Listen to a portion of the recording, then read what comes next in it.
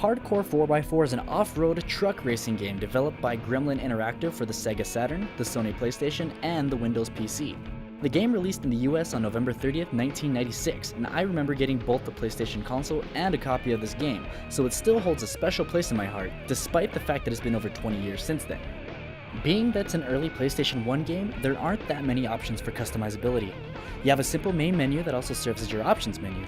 Here, you can select your race type with a single race, a championship-style race where you race all the tracks in succession, or the time trials mode where you compete with friends for the best race time. Remember, there was no multiplayer back then, so you had to get your friends together, or actually make friends, so you could assert your dominance over them in a video game.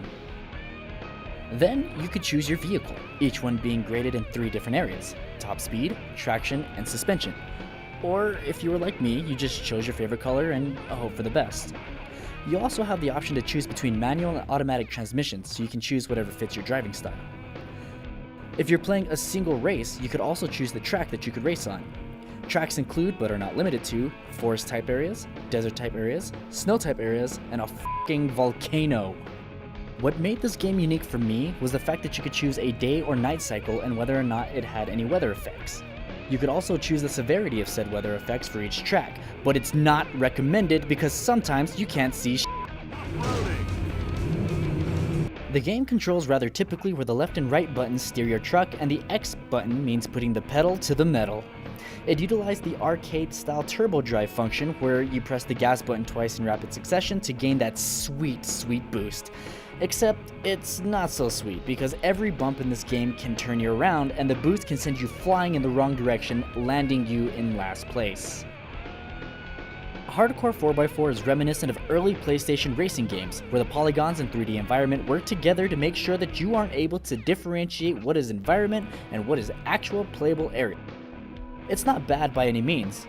The stylized graphics help keep the game from showing its age, but the amount of polygons in this game is too damn high. The visuals aren't that bad when it comes to daytime driving, provided you left the weather severity alone, but if you mess with the weather option, you're gonna have a bad time. One thing I really appreciate about the game is that if you take too many canyons to the radiator, the truck will actually start warping, showing the wear and tear that you're causing to the poor defenseless truck that's only doing what you asked it to do. For a mid-90s video game, the sounds are crisp and clean, and there is a minimal amount of sound effects for the game to run. The announcer's voice meshes well with the aesthetic of the game and will make dated comments about the status of your run. Push it to the max. Now that's off-roading. Better get going. Hopefully this little baby will be quick enough to stay with the competition. Get ready to erupt out of the gate, but beware of the lava. There are even audio cues depending on what place you come in when the race ends. Hardcore. Too bad. Try again. Loser. The announcer's voice feels campy at times, but you can't help but excuse it because of the era that the game came out.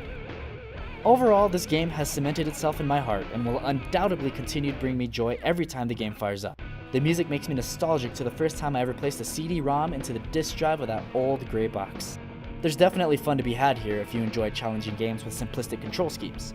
I might be looking at this game through rose-tinted glasses, but I definitely will be popping this game in more often.